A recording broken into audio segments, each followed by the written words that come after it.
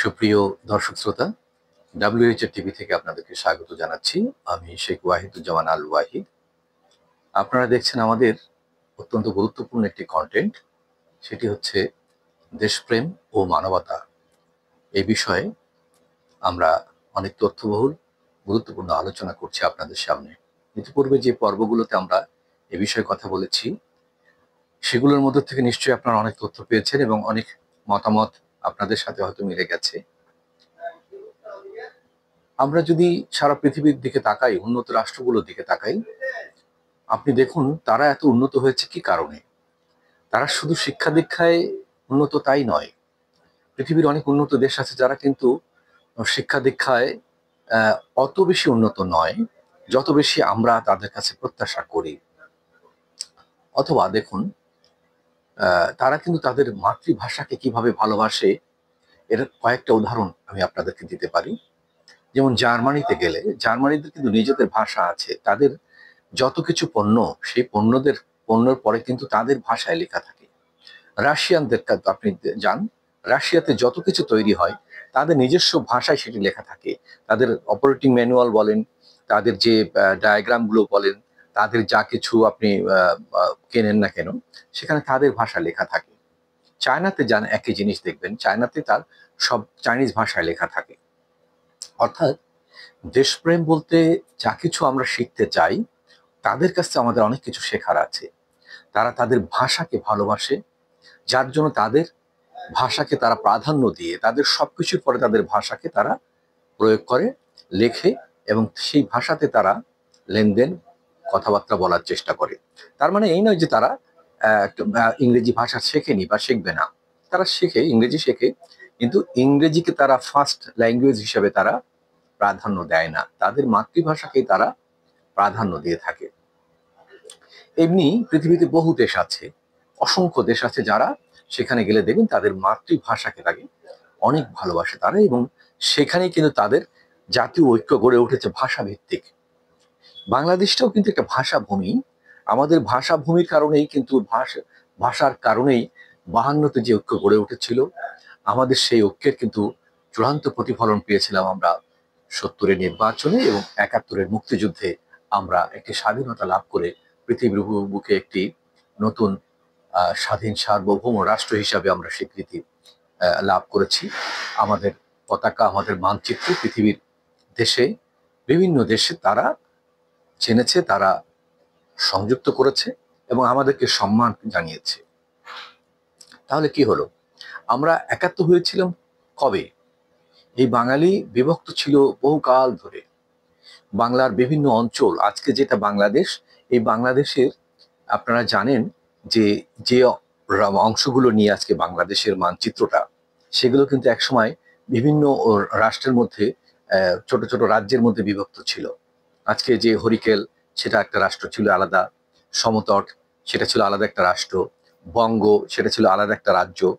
এইভাবে আলাদা আলাদা রাজ্যগুলো, কয়েকটা রাজ্য মিলে, হ্যাঁ, আমরা সিলেট, শ্রীহট্ট যেটাকে বলি, সেই হরিকেল, যে আমাদের যে অঞ্চলটাকে আমরা গ্রেটার নোয়াখালী যেটাকে বলি, এরকম অনেকগুলো রাজ্যের কিন্তু মানুষরা বাংলা ভাষায় কথা বলতো।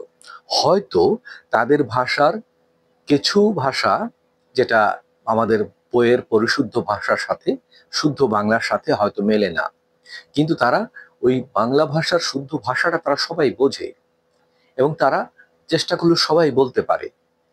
কিন্তু সেই ভাষার কারণেই ঐক্যবদ্ধ হওয়া, ভাষার প্রতি যে দরদ, ভাষার প্রতি যে অনুভূতি, যে মমতা, যে একটা কি বলা যায় আবেগ, সেটি কিন্তু প্রথম প্রকাশিত হয়েছিল যখন বাংলা ভাষায় কথা বলা এবং লেখা, বাংলা ভাষায় ব্যবহার যখন নিষিদ্ধ ঘোষিত হয়। সেই পাকিস্তানের জাতির পিতা মোহাম্মদ আলী জিন্না যখন বলেন যে Urdu shall be the only state language of Pakistan, তখন মানুষ, বাঙালিরা সেটার প্রতিবাদ জানায় এবং না না বলে তারা সেটাকে রিফিউজ করে।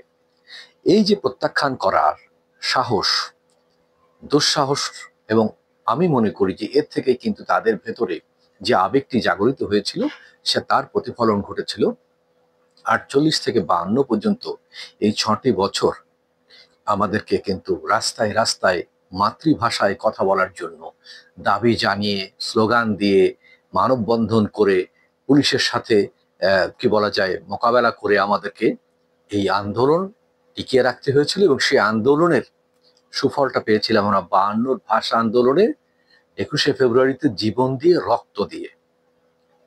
যারা শহীদ হয়েছিল, সে শহীদ জব্বার, শহীদ বরকত, শহীদ আমাদের আরো যারা আছে যে তাদের ভাষা শহীদ বলে আমরা যিনি মতিন, শহীদ আমাদের কি বলে ওয়াহিউল্লাহ, আরো যারা আছেন তাদের তো আপনারা জানেন ভাষা আন্দোলনে কারা কারা শহীদ হয়েছিল তাদের নিয়ে আমরা এর আগে কয়েকটা কন্টেন্ট করেছি।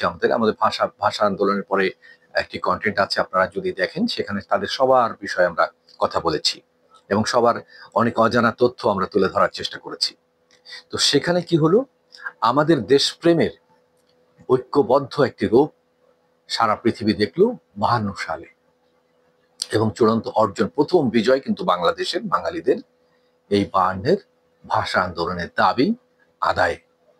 এবং সেই ভাষাটিকে আমরা যদি সত্যিকারীভাবে ব্যবহার করতে পারতাম, আমাদের কিন্তু জাতীয় ঐক্য আরো মজবুত হতো এবং আমরা আরো বেশি শক্তিশালী হতে পারতাম। কিন্তু দুর্ভাগ্যের বিষয়, আমরা শুধুমাত্র 21শে ফেব্রুয়ারি আসলেই ওই ভাষার চর্চাটি আমরা করি এবং সেই ভাষার চর্চাটি করে আমরা ওই ফেব্রুয়ারি মাসেই ওর মধ্যে সীমাবদ্ধ রাখি, পরে ভুলে যাই। আর আমরা সেটাকে সারা বছর চর্চা করি না, শুদ্ধ ভাষায় কথা বলতে চাই না, শুদ্ধ বাংলায় কথা বলতে চাই না, শুদ্ধ বাংলায় শুদ্ধভাবে লিখতে চাই না। এবং এই যে অনীহা, এই অনীহাটা আমাদের দেখা যায় শিক্ষিত, অশিক্ষিত, অর্ধশিক্ষিত সবার মধ্যে আছে। আঞ্চলিকতার প্রাধান্য এবং ভাষার বিকৃতি দেখা যায়। আপনি এক একটা অঞ্চলে দেখেন, সে মানে কোনো কোনো জায়গায় আমাদের দুর্ভাগ্যজনক বলতে গেলে, তিনি যখন ইংরেজিতে কথা বলেন, তো ইংরেজিটাও তার আঞ্চলিক ভাষায় বলেন। এটাও আমরা দেখেছি, সেটি আসলে কাম্য নয়। বাংলায় কথা বলছেন, তার আঞ্চলিক ভাষায়, মাতৃভাষাকে আমরা সম্মান করি, অবশ্যই আঞ্চলিক ভাষায় কথা বলবেন, কিন্তু একটা পরিশুদ্ধ ল্যাঙ্গুয়েজ তো থাকতে হবে, পরিশুদ্ধ ভাষা তো আমাদের থাকতে হবে, যেটি সবাই বুঝবে, সব অঞ্চলের লোকে বুঝবে। বাংলা ভাষায় বাংলার আমাদের যে লেখার যে সঠিকভাবে নিয়ম, সাধু চলিতের পার্থক্যটা, এগুলো যেন আমরা সবাই বোঝার চেষ্টা করি এবং এর মানার উচিত। তা না করে দেখা যাচ্ছে তিনি যখন মানে আঞ্চলিক ভাষায় যখন ইংরেজিতে মানে কথা বলার চেষ্টা করছেন, তখন সেটাকেও হাস্যকর এবং অনেক সময় বিরক্তিকর লোকের কাছে মনে হয়। যেমন কথার কথা, প্রমোশনকে যদি কেউ বলেন যে পেরমোশন, হ্যাঁ, এটা কেমন হলো? আপনি একটা ইংরেজি ভাষা বলতে চাচ্ছেন প্রমোশন, সেটাকে না বলে যদি বলেন পেরমোশন। অথবা যদি প্রেসিডেন্ট, রাষ্ট্রপতি যাকে বা সভাপতি আমরা বলে থাকি, তাকে যদি প্রেসিডিং বলেন, এটা কেমন হলো? হ্যাঁ, তারপরে এরকম আমাদের অনেক আঞ্চলিক ভাষা দিয়ে কিন্তু আমরা সেই যে বিদেশি ভাষাটি, সেটিও বিকৃত করে আমরা উচ্চারণ করি। হ্যাঁ, এবং সেটা মানে বোঝাতে গিয়ে যে কি বোঝায় তারা, না হলো তার বিদেশি ভাষা শেখা, না হলো বিদেশি ভাষার উচ্চারণ, না হলো তার দেশি ভাষায় সেটাকে ব্যবহার করা। যেই জায়গাটা আমরা ঐক্যবদ্ধ হতে পারি সেটা হচ্ছে আমাদের ভাষা। ভাষাকে যদি আপনি ভালোবাসেন, বাংলা ভাষাকে ভালোবেসে যদি বাঙালি ভাষার চর্চা করে, ভাষার মর্যাদা রক্ষা করে এবং ভাষার জন্য যে আত্মদান, সেটি যদি আমরা সত্যি সত্যি স্মরণ রাখতে পারতাম, তাহলে আমাদের দেশপ্রেমটা অনেক বৃদ্ধি পেত। আমাদের এই যে মানবতা বোধ, আমাদের চেতনাটা আরো শানিত হতো। এটি সবার কাছে আমাদের কাম্য। আসুন আমরা দেশপ্রেমকে জাগাতে প্রথমে আমাদের ভাষাকে ভালোবাসি, আমাদের শুদ্ধ ভাষায়, বাংলা ভাষায় লিখতে পড়তে শিখি এবং সেটা চর্চা করি। জানলে শুধু হবে না, চর্চা করতে হবে। আশা করি সেটা সবাই করবেন। সবার প্রতি সেই শুভকামনা। পরবর্তী কন্টেন্ট দেখার আহ্বান জানাচ্ছি। আল্লাহ হাফিজ।